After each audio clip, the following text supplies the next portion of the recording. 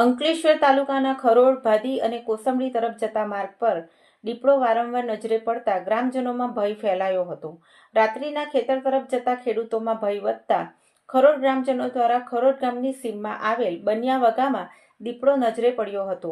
તેનો વિડીયો પણ સામે આવ્યા હતા.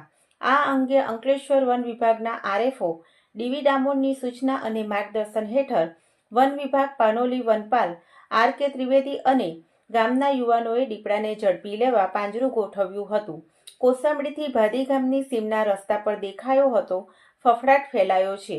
3 દિવસ પૂર્વે વન વિભાગે મૂકેલા પાંજરામાં અંતે પ્રજાસત્તાક પર્વની વહેલી પરોઢે દીપડો પાંજરે પુરાઈ ગયો હતો. અત્યંત કદાવર દીપડો પાંજરે કેદ થતાં જ બહાર નીકળવા દહાડ લગાવી હતી. જોકે દીપડાના પાંજરામાં ધમપછાડાની જાણ વહેલી પરોઢે ગ્રામજનોને થતાં તેઓ દોડી આવ્યા હતા અને સ્થળ પર દીપડાના કેદના દ્રશ્યો કેમેરે કંડાર્યા હતા.